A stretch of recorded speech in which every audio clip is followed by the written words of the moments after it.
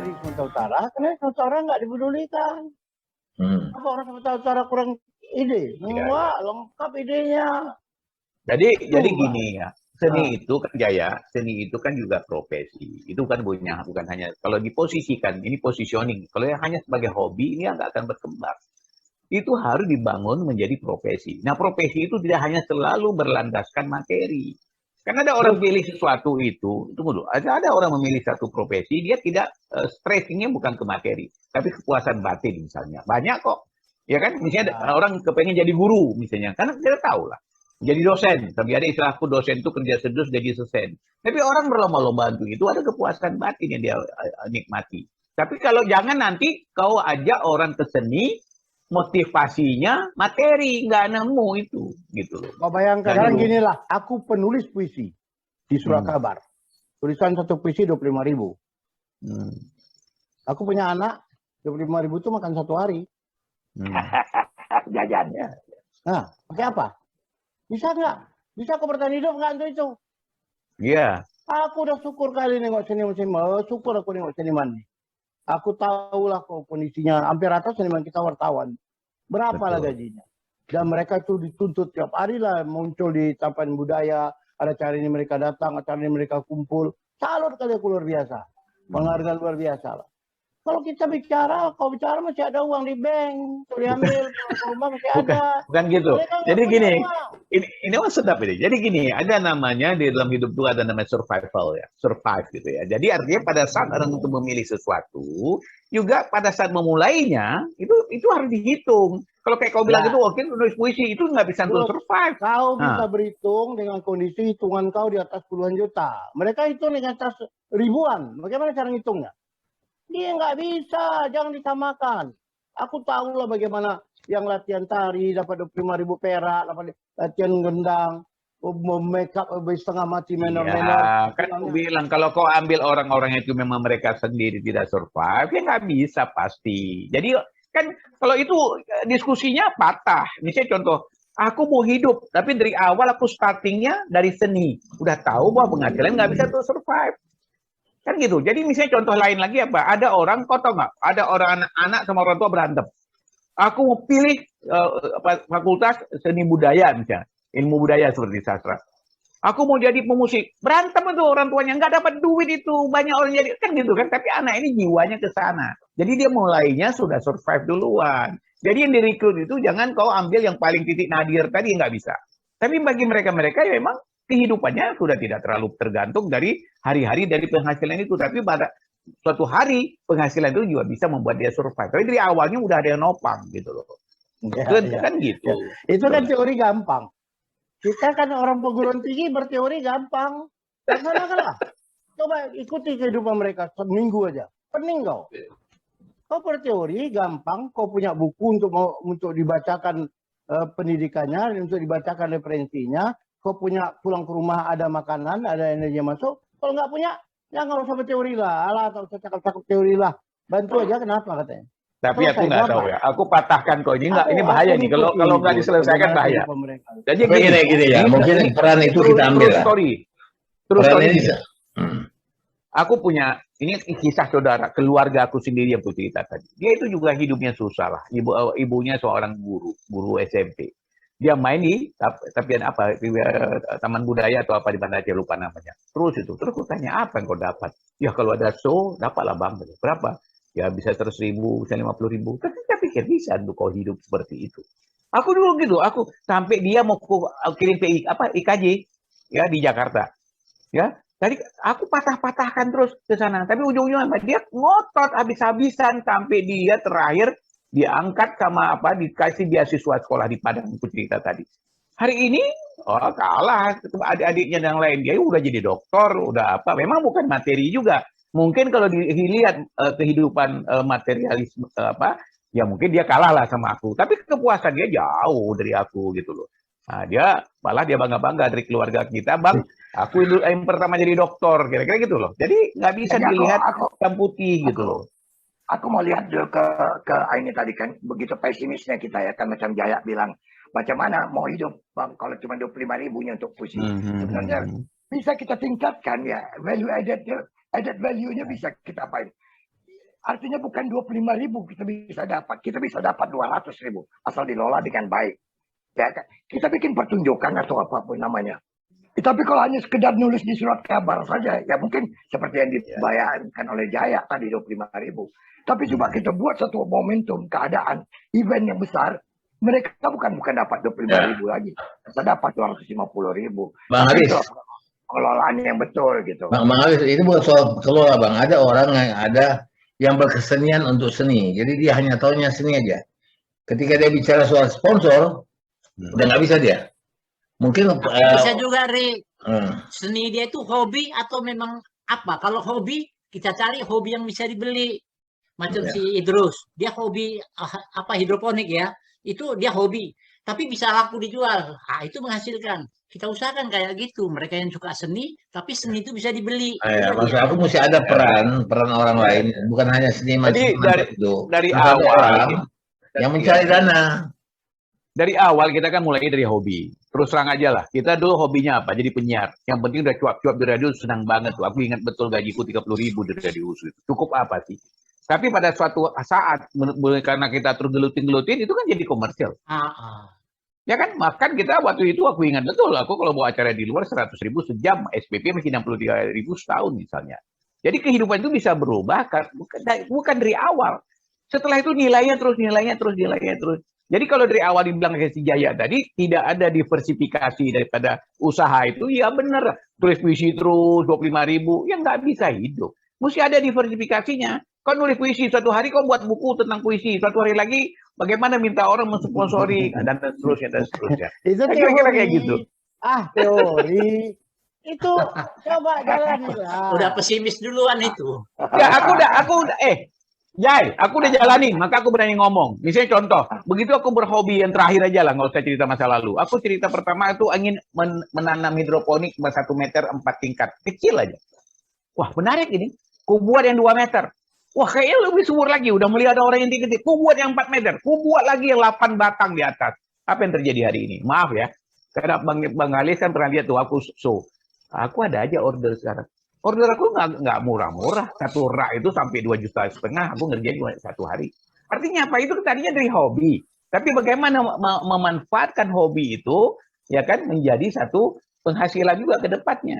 Ya lah, mudah-mudahan hobi kau itu bisa diserap oleh seniman Medan. Tapi enggak, aku bisa mengerti. Puisi 100 satu hari, dan itu yang koran memuat cuma dalam sebulan paling 2 kali.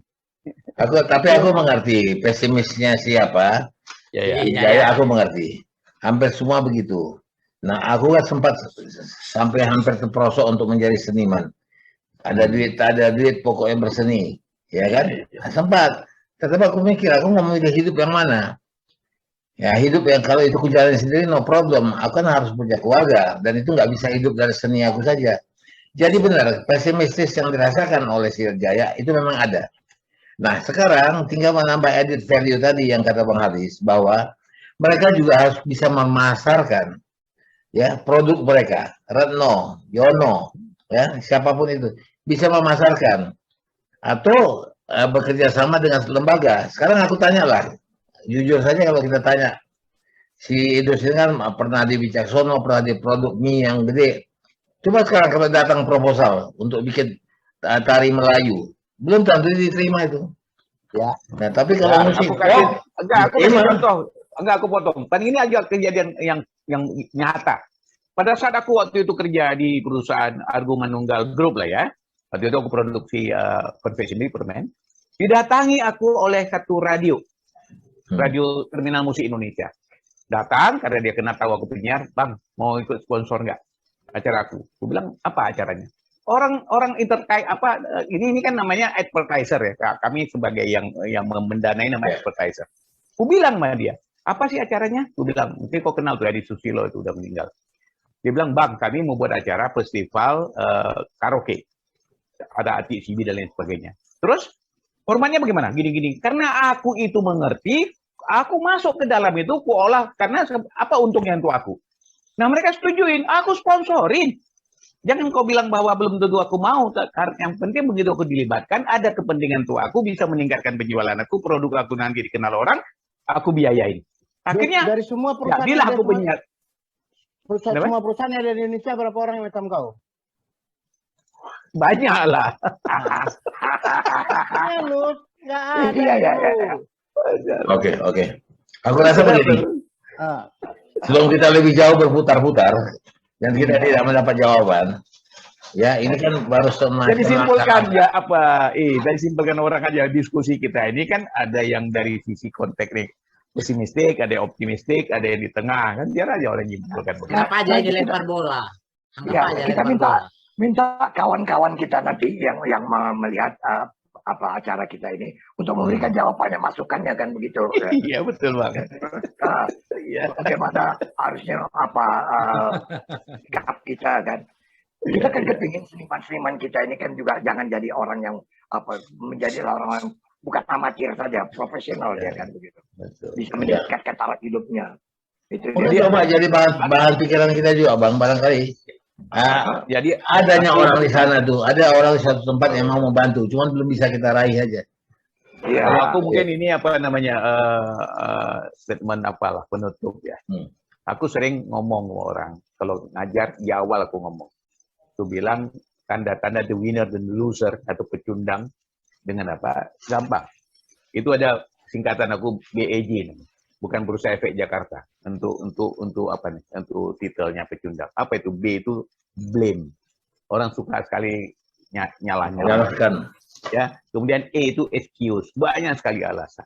Kemudian J itu justifikasi. Mencari pembenaran-pembenaran. Kalau ini ada di benak orang, itu semua jalan di tempat. Karena itu tadi. Begitu dia bisa lah. Kayak tadi si Jaya ngomong. Berapa orang sih di Indonesia yang kayak kau? Berarti itu kan justifikasi, cari pembenaran. Aku bilang banyak orang yang seperti aku kok berpikir seperti itu. Walaupun aku juga tidak termasuk orang yang sukses. Tapi intinya seperti itu. Tapi kalau segala sesuatu kita berkutat di situ terus, berkutat di situ, yang nggak pernah kita jalan. Akhirnya jalan di tempat. Jadi Kalau aku bilang, aku hargai itu, aku hargai. Dan aku sudah pernah bergelimang, sudah pernah bekerja, sudah pernah apa. Aku kan punya grup drama dulu. Grup drama itu, kami latihan drama, kereta aku bisa 100 kilo satu hari jalannya, jemput antar. Hasilnya berapa? Nah itu, jadi aku harapkan ginilah. Pejabat-pejabat, yang pimpinan, wali kota, gubernur, kepala dinas pariwisata, yang betul ya, yang kepala dinas kita didudukkan karena dekat, karena nasib. Nah, mari kita pikirkanlah. Seni ini penting. Seni ini penting. Ya. Jangan dianggap kita manusia tanpa seni itu jadi binatang itu. Iyalah, kering tanpa seni. Maka itu ya aku terus terang, aku kagum kepada usaha yang dilakukan oleh si Sugeng Satyadharma membuat peringatan Almadi. Aku tahu tidak ada uang, tetapi dia bisa lakukan itu. Dan lihat, hasilnya cukup baik. Wali kota datang, ada perhatian. Mungkin itu satu tonggak di mana kita bisa mulai dari situ. Kalau kita ada kemauan, orang bisa beli barang kita kok. Itu kalau wali kota datang itu sudah luar biasa itu bagi seorang Sugeng dan bagi seorang Asmadi. Betul, Asmadi. Asmadi. Ya. Mudah-mudahan jadi pemikiran Datuk Kesawan kan ada di sini. Oke. Sugeng itu juga kalau lihat gini, Sari, Sugeng itu pada saat melakukan aktivitas itu juga kita bisa lihat juga, gali juga, intip juga motivasi. Bisa juga karena kecintaan kepada Asmadi, bisa juga dilihat ini momentum. Bisa kan? Ya, dia hanya menghargai Almadi, kok tahu aku. Artinya kan aku bisa bilang begitu. Enggak, misalnya, ini kan ada orang gini, kalau orang bisnis selalu melihat momentum. Begitu ada momentum, dia orang sosra. Makanya aku bilang tadi, yang aku maksud tadi. Jadi ada bidang masing-masing, Jai. Ada orang aktivitasnya di sini, ada orang yang melihat dari kacamata yang berbeda. Dipadukan itu terjadi sinergi gitu loh. Ya, jadi misalnya betul nggak? Betul ya. Jadi kalau seandainya yang sudah dilakukan Sugeng itu kemudian dijadikan momentum, itu bagus. Dia bisa dekat di langsung wali kota, Pak. Bikin buku yang lebih luas, Pak. Mari kita bikin 100 harian Madi, Pak. Lebih besar, kita undang. Ada pembacaan puisi, ada apa. Itu kan jadi momentum yang sangat baik. Nah, dan itu juga bagus bagi Pemkot, bagus bagi wali kota. Kita kan butuh wali kota punya rasa seni juga kan.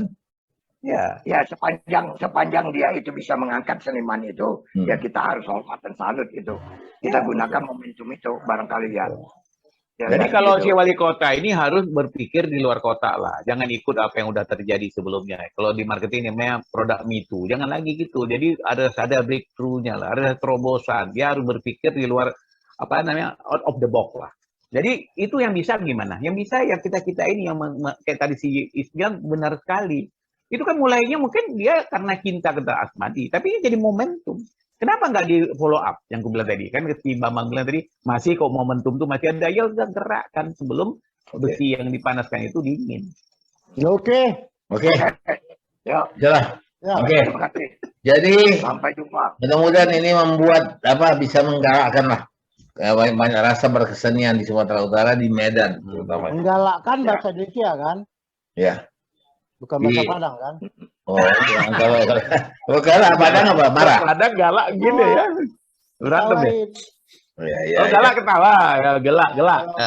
Oh, ini tak galak juga kan? Nah, Kita galak ya. nah. Oke lah, ya. Thank you. Oke. Yo. Assalamualaikum. Oke. Warahmatullahi wabarakatuh. Warahmatullahi wabarakatuh. Assalamualaikum warahmatullahi wabarakatuh.